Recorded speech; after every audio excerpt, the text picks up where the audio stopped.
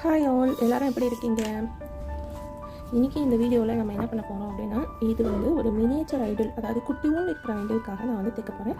But skirt தைக்க போகிறேன். அந்த ஸ்கர்ட் வந்து எப்படின்னா டபுள் லேயர் வரப்போகுது. டபுள் லேயர் பண்ணுறதுக்கு என்ன பண்ணணும் அப்படின்னா, இந்த மாதிரி ஒரு குட்டி கிளாத் எடுத்துக்கோங்க. நான் வந்து நிறைய ஃப்ளாட்ஸ் வைப்பேன், அதனால் வந்து கொஞ்சம் லென்த்தாக எடுத்துகிட்ருக்கேன். இங்கே பாருங்கள், இது வந்து 3 இன்ச்சுக்கு கம்மியாக எடுத்துருக்கேன். இது வந்து எப்படின்னா நீங்கள் 1.5 இன்ச் 2 இன்ச் ஐடலுக்கு கூட போடலாம். வந்து பாருங்கள், இது 9 இன்ச் லென்த் எடுத்திருக்கேன். நம்ம வந்து 9 இன்ச் தான் கன்சிடர் பண்ணிக்கணும். அப்படி பண்ணால் தான் சரியாக இருக்கும்.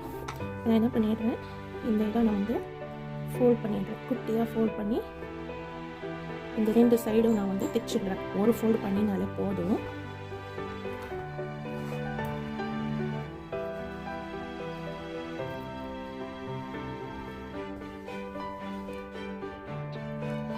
இது இப்போ வந்து இந்த 2 சைடு வந்து ஹேண்ட் ஸ்டிச் பண்ணியாச்சு. இப்போ நான் இந்த ஒரு மெட்டீரியலுக்கு எந்த லைனிங் கேன்வஸ் எதுவும் யூஸ் பண்ணல. ஏன்னா இது வாஷ் பண்ணி திரும்பி யூஸ் பண்ணுற மாதிரி இருக்கணும்னு சொல்லிட்டு 1/2 இன்ச் பார்டர் வந்து கோல்டு பார்டர் நான் எடுத்துக்கிறேன். இந்த மாதிரி குட்டி குட்டி இதுக்கு வந்து நம்ம நிறையா பிளேட்ஸ் வச்சு தைக்கணும் அப்படின்னா இந்த மாதிரி கோல்டு பார்டர் வச்சு தைச்சோன்னா தான் அது வந்து கொஞ்சம் நமக்கு வந்து கம்ஃபர்ட்டாக இருக்கும். ஐ மீன் கையில் தைக்கிறவங்களுக்கு நான் சொல்கிறேன், மெஷினில் தைக்கிறவங்களுக்கு அந்த மாதிரி எதுவும் பெருசாக இது இருக்காது,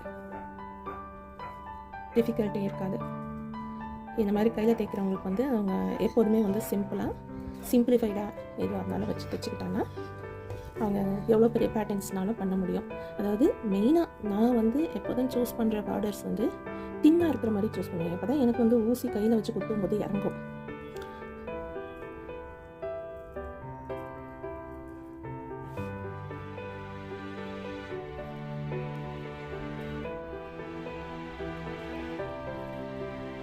ஏன்னா இது வந்து ரொம்ப மினியேச்சர் பாவாடைங்கிறதுனால பார்டரும் வந்து சின்ன இதிலே எடுத்துக்கலாம். இதோட கொஞ்சம் பெரிய சைஸ் நீங்கள் பண்ணுறீங்க, 3 இன்ச்சுக்கு மேலே பண்ணுறீங்க அப்படின்னா நீங்கள் வந்து 1 இன்ச் பார்டர் எடுத்தீங்கன்னா அது கொஞ்சம் நல்லா கேட்சியாக தெரியும். இதில் குட்டி குட்டி பார்டர்ஸ் வச்சு கூட தைக்கலாம். நான் இப்போ தைக்கிறது வந்து இது வந்து டபுள் லேயர் தைக்க போகிறேன். ஃபஸ்ட்டு இந்த ஒரு சைடு தைச்சிட்டு அப்புறம் இங்கே டவுன் இந்த சைடும் வந்து கோல்டு பார்டர் ஃபினிஷ் பண்ணிவிட்டு நெக்ஸ்ட் ஸ்டெப்புக்கு போகலாம்.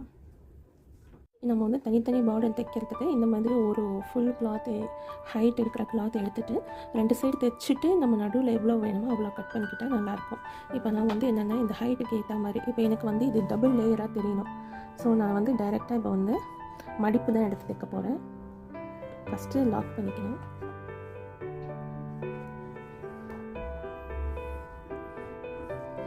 அப்புறம் அந்த குட்டி ஐடுக்கு குட்டி குட்டியாக தான் வந்து நம்ம